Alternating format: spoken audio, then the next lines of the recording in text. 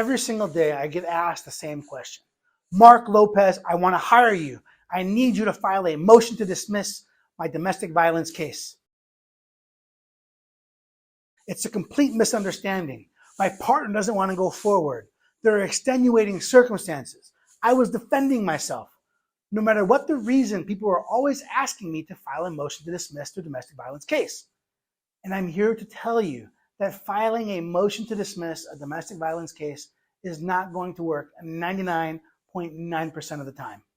But I'm also going to tell you how we can actually fight a domestic violence case to increase the chances the case does get dismissed by the prosecutor or gives us the best odds at trial. So why is the filing of a motion to dismiss in a domestic violence case usually not effective? Well, it's because there's a statute, Indiana Code 353414, that gives 10 reasons why a defendant can file a motion to dismiss for a criminal case, including domestic violence.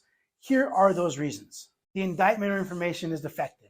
They've named the wrong person. They've named the wrong date. Number two, duplicity of the allegations. Allegation 1, allegation 3 are the same. We can move to dismiss count 3. Number 3, the grand jury proceeding was defective. Most domestic violence cases do not go to a grand jury.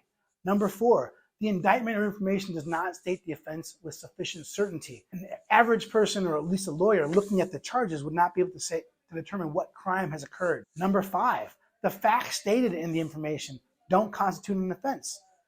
It'd be like saying Marc Lopez stole Marc Lopez's money. You can't do that. Number 6, the prosecutor has previously given immunity. Number 7, the person's already been prosecuted. Number 8, the prosecution took too long. Number 9, the person's in jail and the state of Indiana has not gotten them to trial fast enough. And number 10, there's a jurisdictional issue. The crime occurred in Ohio, but they're charged in Indiana. The statutory reasons for a motion to dismiss are very specific and almost never apply in a domestic violence case. And if we file a motion to dismiss without one of these 10 reasons being present, it hurts the case in 2 separate ways. Number 1, it can tip the prosecutor off to what we perceive as weaknesses in the case. Then the prosecutor can go and try to fix those weaknesses or find additional evidence or even find additional witnesses. And more evidence is usually not helpful to a person accused of domestic violence. Number 2, if we file a motion to dismiss without one of these reasons being present, the judge will perceive us as wasting his or her time.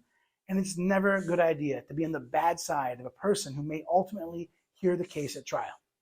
So while it's not often a good idea to file a motion to dismiss in a domestic violence case, that doesn't mean we don't fight the case to increase the odds of getting the case dismissed by the prosecutor or increase our chances of winning at trial. So what can we do? We can explore why the complaining witness might be lying. Are they mad because they suspect cheating? Are they mad because of some perceived slight? Are they trying to get a leg up in a divorce or child custody case? Are they mad because their partner moved on to a new person? Are they mad because someone decided to stick up for themselves for once? In short, we attack the evidence and the reason why a person might be lying.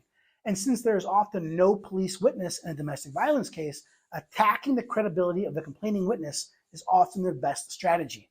And many attorneys simply forget that self-defense is applicable in domestic violence cases. And self-defense is a powerful defense that creates additional hurdles for the prosecutors to overcome at trial. If we can show there are enough problems with the case, the prosecutor can always file a motion to dismiss for any reason, not just the ones listed above in that statute. But even if we have evidence the domestic violence case is weak, a prosecutor is still allowed to go forward on weak evidence. And that's allowed under the Indiana Rules of Evidence. Now, I've handled so many domestic violence cases, and I feel like I've seen it all. And I can tell you this with no hesitation. Domestic violence is one of the most abused crimes that exist on Indiana books. I'm not saying there are not legitimate victims of domestic violence, but I am saying that some people will lie and claim to be a victim of domestic violence when in fact they are not, and they're only claiming that to achieve some sort of ulterior motive. And that stinks. Not only does that hurt the real victims, but when a person is accused of domestic violence, they can have their entire life turned upside down. If they're arrested, they're going to be in jail for a minimum of 24 hours. There's going to be a no contact order prohibiting them from contacting the complaining witness and typically anyone else at the residence, including children. If convicted, the person will not be able to own firearms, If convicted as a felony, it can be impossible to reduce to a misdemeanor in the future. And number 5, there is legitimate stigma that exists and surrounds people accused of domestic violence. So while filing a motion to dismiss is often not helpful in a domestic violence case, there are plenty of ways to fight domestic violence charges. And my law firm is committed to fighting those type charges. If you have any questions, give us a call at 317-632-3642. And remember, always plead the 5th.